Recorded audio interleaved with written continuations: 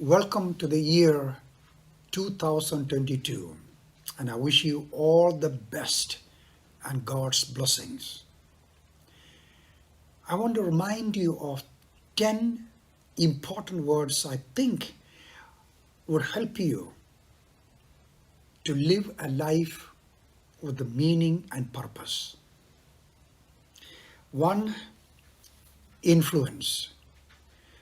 There's nothing more dangerous and destructive than negative influence on social media or from friends and whatever. Philippians chapter 4 says, we should think and consider always things that are wholesome. Avoid negative influence. Number 2, why? Ask the question, why we do what we do, why we decide certain things the way we decide, and then why am I living and doing things like this, especially in the light of eternity? Keep asking the question, why? Number 3, passion. That which makes us to live a significant life and contribute significantly for people in need, their lives can be transformed. It is our passion, not by force, not by demand, but this is part of our inner being. That's what Jesus does. Number 4, witness. The sun up there in the sky is not striving to give out warmth and light. It is. Jesus said, you are my witnesses. It is our responsibility to live out what he said we are. For example, wherever you go, carry a few gospel tracts with you. And as your heart prompts you, give that to someone. You would be surprised how many thousands will turn to the Lord just by reading a simple gospel tract. Be kind to strangers and represent him through your life, conversation, and behavior. You are Christ now in our generation. That's what he asked us. Number 5, simplify. Minimalism is a word that is now becoming popular. Tiny houses.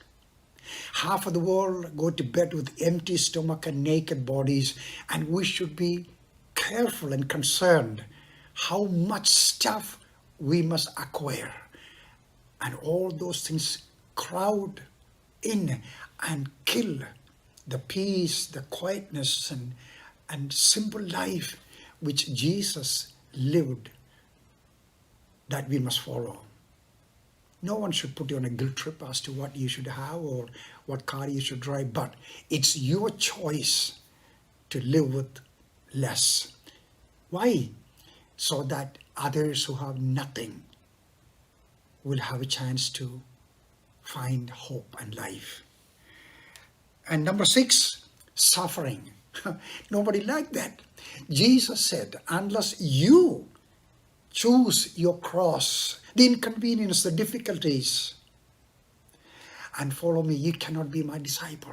No, it's a choice to embrace whatever the Lord tells you, which yourself, your ego will not like it. Asking forgiveness or humbling yourself. But suffering is the only way to become like Christ. Philippians chapter 3, you can read that. Number 7, prayer. Why don't you commit yourself just one day of the week for fasting and prayer? See the crisis, the tragedy, the need, the opportunity in our world, everywhere. You and I are called to pray and stand in the gap. Number 8, gossip. There's nothing more destructive and dangerous, both in the family and among friends and church, everywhere, than gossip. No, old days you had to go somewhere to talk to someone, but now you pick up the cell phone and talk to people. Be cautious what you say about others and what you hear. Keep your heart, your mind clean from gossip. Number 9, surrender.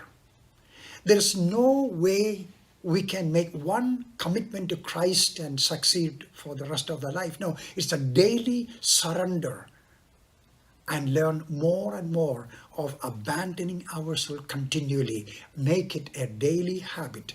Early morning, when you get up and say, Lord, here I am, my soul, my spirit, my body, it's yours. And everything with it. Number 10, missions. Some 3 billion people in our world still wait to hear Jesus died on the cross, was buried and rose again, that He is the Lord and Savior.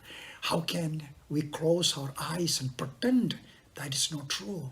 Our churches are losing its grip on missions and walking away and canceling out, raising up young people to serve the Lord or spend money. Let us come back to the heart of following Christ. That is, He said, go to the whole world and send others to go. Let us be Christ now in our generation, both for our life and for actions. May the Lord bless you, and may this year be a year of great blessing as you continue this pilgrimage.